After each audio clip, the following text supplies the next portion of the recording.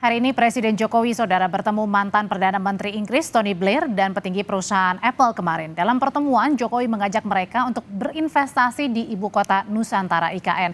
Bagaimana peluang pemerintah menarik investasi asing di IKN? Kami akan membahasnya bersama Kepala Investment and Trade Indef, Andri Satrio Nugroho. Selamat malam, Mas Andri. Selamat malam Mbak Audrey. Mas Andri, ini nampaknya Ya, usai Lebaran nih Pak Presiden ngegas banget ya, nggak tancap gas langsung nggak ada rem nih. Kemarin udah menemui CEO Apple untuk investasi, hari ini juga ketemu dengan mantan PM Inggris Tony Blair, bicara juga soal investasi di IKN. Jadi sebenarnya kalau dilihat ini sejauh apa sih minat dari perusahaan asing dan juga dalam negeri terutama untuk investasi di IKN? Kita ke perusahaan asing dulu deh Mas. ya kalau kita berbicara mengenai investasi asing di IKN sendiri, saya bisa menyimpulkan bahwa memang minat untuk berinvestasi tinggi, LOI tinggi, tetapi untuk direalisasikannya masih minim begitu ya. Artinya dalam hal ini kita bisa memberikan pandangan bahwa investasi asing masih mencoba untuk melihat begitu ya, apakah berinvestasi di IKN ini cukup menguntungkan bagi mereka begitu ya. Terlebih mungkin menurut saya kalau masalah kepastian IKN tetap lanjut atau tidak, saya rasa dengan kepemimpinan yang baru ini pasti akan lanjut. Tetapi concern dari business wise-nya sendiri begitu ya, itu yang dilihat oleh investor asing. Apakah memang cukup menguntungkan begitu ya jika IKN ini hanya difokuskan sebagai ibu kota baru untuk menyelenggarakan pemerintahan gitu ya. Jadi wait and see-nya di Karena perusahaan asing ini sebenarnya yang mereka harapkan bukan hanya ASN aja yang pindah, tetapi juga bisa membuka lapangan pekerja, apa namanya, mungkin membuka peluang-peluang baru dengan banyak masyarakat yang pindah, maksudnya gitu.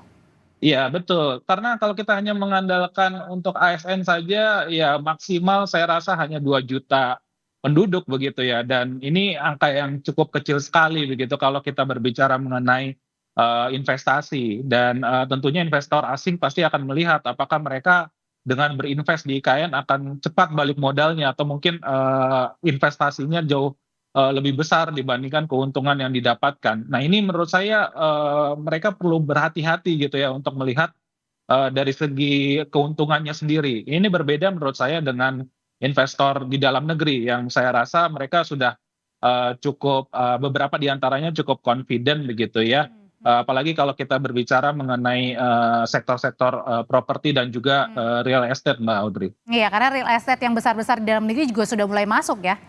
Betul sekali begitu. Jadi kalau menurut saya itu juga menurut saya memang susah payah juga untuk mendapatkan investor domestik, dan Oh, kita tahu juga bahwa di baliknya juga ada gula-gula yang diberikan oleh pemerintah begitu ya, salah satunya oke. pemberian PSN begitu ya, Ya, iya, iya. di luar wilayah-wilayah yang seharusnya diberikan PSN. Kalau gitu kan kalau di dalam negeri tadi kan ada salah satunya mungkin yang dibikin menariknya adalah dimasukkan ke dalam proyek strategis nasional. Nah kalau misalnya di luar negeri sebenarnya seperti apa janji-janji yang juga harus direalisasikan agar si calon investor ini mau investasi di IKN? Ya pertama yang paling krusial dan juga menurut saya pertaruhan dari Menteri ATR BPN sendiri begitu ya, yaitu adalah persoalan lahan Mbak Audrey. Karena kita Hmm, melihat bahwa masih oke. ada persoalan hingga 2086 hektar lahan di IKN yang masih belum clean and clear. Nah, Hmm. menurut saya investor tidak ingin melihat bahwa mereka masih berhadapan dengan masalah lahan ini. Mereka ingin datang berinvestasi, lahan sendiri sudah clean and clear, dan mereka juga tidak mau bersusah payah begitu ya mengurusi Hmm, hal tersebut. oke. Nah, ini yang menurut saya juga harus diberikan kepastian bahwa investor bisa datang gitu ya dan berinvestasi di sana tanpa ada persoalan-persoalan terkait dengan masalah dasar seperti lahan begitu Mbak Audrey. Mas Andri, kalau gitu kalau misalnya mungkin saja investor asing ini masih berpikir 2-3 kali, mungkin berkali-kali untuk mau investasi di IKN. Kalau gitu pertanyaannya, kalau tidak atau tanpa investasi investor asing, mungkin nggak kalau hanya di dalam negeri saja memadai untuk di IKN? Kalau dikatakan mungkin atau tidak mungkin begitu ya Mbak ya. Tetapi dalam hal waktunya begitu ya. Jadi kalau kita berbicara mengenai waktu, saya rasa keinginan Pak Presiden IKN ini segera terwujud begitu.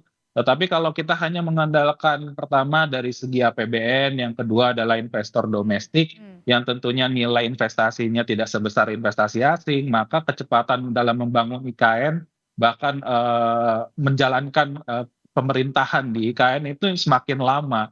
Dan tentunya menurut saya semakin lamanya IKN itu nantinya tidak terisi begitu ya, itu juga malah menimbulkan biaya yang harus ditanggung oleh pemerintah begitu. Hmm. Dan menurut saya ya pada akhirnya segala cara dilakukan oleh Pak Jokowi bagaimana agar investor swasta bisa segera menanamkan modalnya di dalam negeri.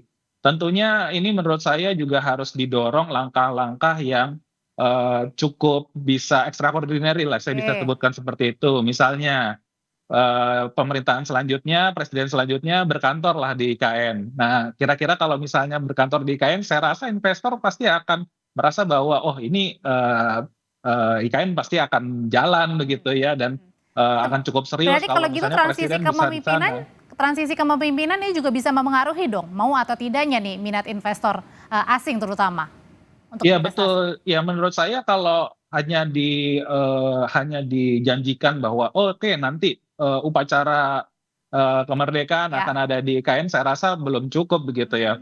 Saya Oke. rasa puncuk kepemimpinan, Pak Presiden sendiri atau presiden yang baru gitu ya, Hmm. itu bisa berkantor di sana dan juga wakil presiden berkantor di sana, saya rasa, akan menambah daya, gedor begitu ya dalam hal ini untuk mendapatkan investasi baru begitu. Berarti, Karena dari segi confidence dari investor pasti akan meningkat dari itu. jadi dari sisi kepercayaan diri mau investasi atau enggak, dilihat dulu dari perpindahan pelan-pelan ya ASN, menterinya, presidennya, wapresnya gitu, Mas. Betul, karena tidak banyak sebetulnya saya bisa katakan ASN yang mau ikut serta, secara volunteer bahkan ya untuk berpindah ke IKN. Itu Nah ini yang problem menurut sendiri saya mungkin jangan-jangan ya? betul, menurut saya ini yang harus, diselesaikan juga begitu bahwa, investor juga melihat, investor asing terutama melihat bahwa, ini masa transisinya juga masih cukup lambat. Bahkan kemarin kan kita tahu bahwa yang, ditargetkan Maret 2024 ASN berpindah di sana, ini juga dimundurkan gitu Hmm. ya. Hmm. Dan ini yang menurut saya juga menjadi sinyalemen bagi investor bahwa, apakah mereka akan untung gitu ya dengan berinvestasi di sana manakala faktor yang cukup utama, penduduk yang di sana, yaitu ASN sulit untuk berpindah. Nah, kalau pucuk pimpinannya sudah berpindah, misalnya presiden berpindah ke sana, saya rasa semuanya pasti akan mengikuti. Dan ini menurut saya, jadi salah satu faktor penggerak yang akan cukup masif gitu ya, manakala, kita ingin mengejar, kecepatan investasi dari IKN itu sendiri. Sebenarnya mimpi dari IKN ini akan dibuatnya seperti apa sih, Mas? Kalau dilihat-lihat kan ini juga ya dari Tony Blair Institute katanya akan membantu Mhm. percepatan transformasi digital pemerintahan, kemudian juga pembuatan panel surya di IKN yang katanya juga akan didukung oleh Uni Emirat Arab. Seperti apa sih nanti? Ya menurut saya gini ya, selama, investor asing tidak dijanjikan, keuntungan yang cukup besar, dan dalam hal ini kalau kita berbicara mengenai sektor pemerintahan, ya saya rasa untungnya tidak akan cukup besar gitu ya. Berbeda kalau kita berbicara mengenai bagaimana membangun, kota bisnis. Saya rasa investor Oh, sangat, oke. lebih, percaya diri dengan melakukan hal tersebut gitu ya. Tetapi kalau kita berbicara mengenai pemerintahan, nah, di sisi mana, di sisi bisnis mana yang, bisa, memberikan confidence bagi, investor asing. Nah, tentunya saya melihat bahwa, dari IKN sendiri, kemungkinan besar mereka akan menggunakan atau membangun begitu ya, sektor-sektor bisnis yang ada di sekitaran IKN. Nah, ini yang menurut saya jadi salah satu faktor penggerak sendiri ya bagi investor asing. Mereka bisa berinvestasi di sana dan tentunya mendapatkan, keuntungan di sana. Kalau hanya bergerak, di sektor pemerintahan saya rasa sangat kecil untuk mendapatkan keuntungan gitu ya, Mbak. Karena bagi perusahaan pasti akan menghitung juga ya berapa profit yang akan bisa didapat gitu ya. Yes, betul sekali, Mbak. Apalagi kalau kita berbicara mengenai membangun kota dari nol begitu ya, Hmm. dan ini jaraknya jauh sekali dari pusat kota sebelumnya, berbeda kalau kita berbicara mengenai, negara-negara lain misalnya dari, negara Mesir yang memindahkan dari, Kairo ke New Kairo-nya itu sendiri, banyak investor, berusaha juga untuk berinvestasi di sana karena mereka cukup confidence dari segi jarak tidak terlalu jauh. tidak build dari scratch juga, tidak mulai dari nol juga begitu ya. Dan tentunya di sana juga ada pusat-pusat bisnis gitu ya. Oh, Jadi oke. investor diarahkannya ke sana, ke Baik. pusat-pusat bisnis di wilayah ibu kota baru.